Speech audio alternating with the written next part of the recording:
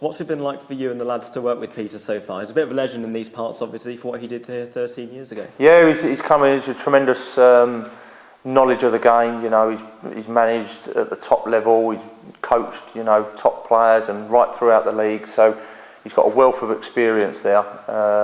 He knows what he wants. He's very structured in his sessions, and he's very clear on what he wants the players to do. And it's been really enjoyable. You know, the lads have really taken it on board. Coming into training with a smile on your face every day, and we're looking forward to it. So, you know, at the moment we've really embraced it and been really impressed with him so far. From what you've seen so far, and I do appreciate you're only 2 games in here, but do you feel there's enough in this Gillingham squad to stay in League One? There's definitely enough spirit and togetherness and enough hunger to improve. I still think we might need a couple of things, but I'll keep those things to myself at the minute, but I still think we might need a couple of things, simply because it's such a tough division, you know, and I think all League 2 teams that get promotion that then get into League 1 these days probably can't believe the difference, you know, and I'm sure that if you spoke to our defenders, I'm sure they would say they get tested even more now than they ever thought, you know, where other teams have more possession, there's a bit more quality, the finishing is better, the movement is better from strikers, so you're tested even more. But I would have to say that we still need to be stronger. We still need to have more players that can go onto the pitch and contribute. And Peter has made it clear that he is here at the minute as an interim manager, but he's also made it clear, of course, that he would like to stay on full time. Would you like to see that? Yes, definitely. Like I said, we don't want to get another whatever it is down the line, and then we're having another manager come in. It's change again. I think the lads have really responded to Peter coming in. We all enjoy it, and we'd love him to get the job. I think it brings stability to the club.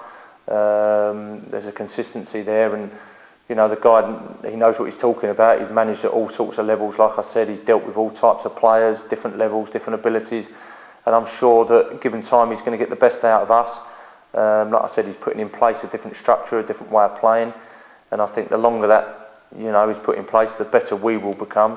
But as a player's point of view, yeah, of course we'd love him to get the job and just get on with it. But it's down to us now to make sure we can get the results to make it impossible that he doesn't get the job. Do you think the Gills have turned the corner now?